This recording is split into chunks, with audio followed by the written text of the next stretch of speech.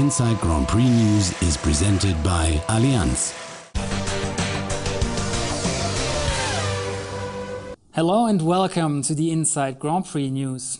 After Sebastian Vettel's victory on Sunday, we show you the latest news from the F1 scene. One more than David Coulthard, one less than Lewis Hamilton, but just as many as Graham Hill, Emerson Fittipaldi and Jack Brabham. With his 14th victory, Sebastian Vettel climbed further up the all-time record list. The German currently seems to be almost unbeatable. He's come into the year as the youngest ever world champion. He's got more experience now. It's easy to forget he's only done 65 or 66 Grand Prix. He's growing as an individual, he's growing in experience, and he's just got better and better. Vettel won in Barcelona despite having problems with KERS. The system again failed several times. In Mark Webber's case, for the entire last third of the race. KERS, yes, we have some problems. It's the way we've packaged it's quite tight, quite difficult technically, and we're not a manufacturer team, we're independent, so we don't quite have the KERS experience and resource perhaps that some of the biggest teams have. They certainly include Ferrari, who somewhat surprisingly announced in Barcelona that they had extended their contract with Fernando Alonso. The Spaniard is staying until 2016. For him, it's almost a given.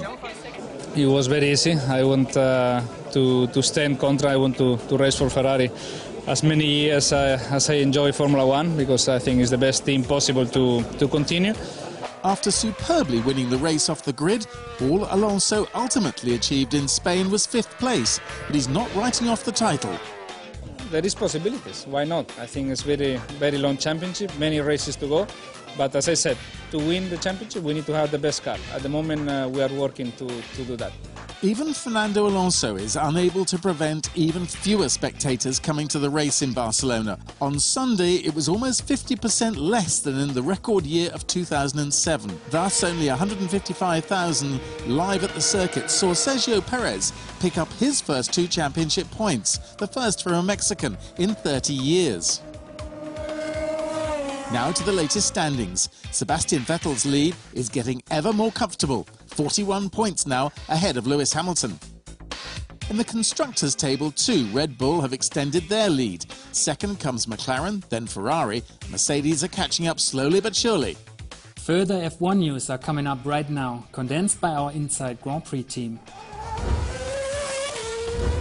It's currently being reported online that the Indian Grand Prix is to be put back. Reports say that it's in order to fit in the postponed Bahrain race in place of the Indian one at the end of October. In such an event, India would then stage the season finale in early December. Allianz, the world's leading car insurance, is supporting the Decade of Action for Road Safety until 2020. This effort should especially improve the public's awareness of safety on the road. The Allianz is going to inform people worldwide about safety issues in their online and offline campaigns, which are based on the principle, drive safely. Silverstone's new pit lane building, the Silverstone Wing, has been opened. In attendance at the ceremony, 6 British Formula One world champions. Even the bare facts are impressive. 390 metres long, 30 metres high, 41 new pits, and at a cost of €31 million.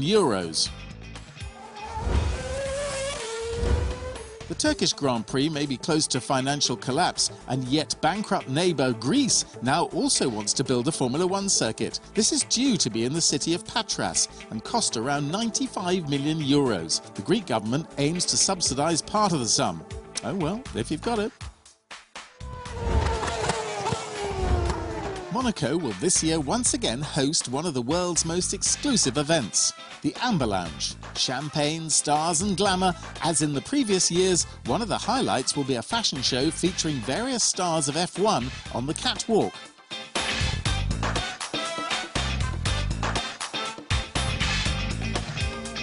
The staging of the Amber Lounge traditionally supports a range of charitable organisations. This year, the project to benefit is the Road to Athens, the Special Olympics. The patron is Prince Albert.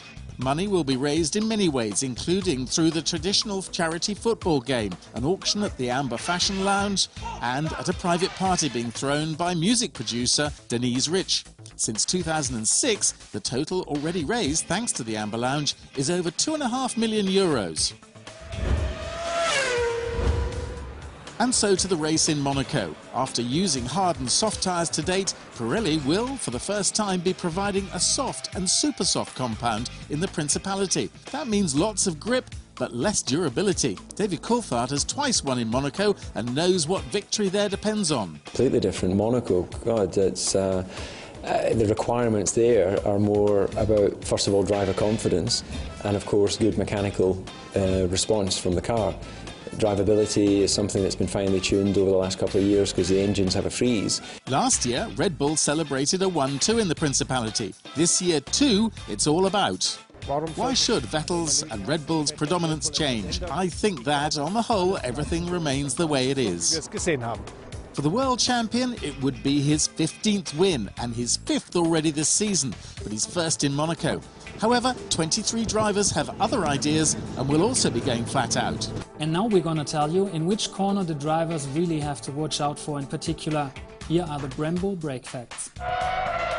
The hardest braking point at the Circuit de Monaco, according to Brembo engineers, the drivers reduced their speed by 207 km/h right before the Nouvelle Chicane. In doing so, they release 1,701 kilowatts of brake energy. They've got to withstand a mighty 4.53 G and simultaneously push with 115 kilograms down on the brake pedal. That's all for today.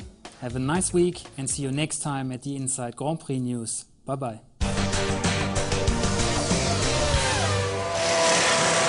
Inside Grand Prix News was presented by Allianz.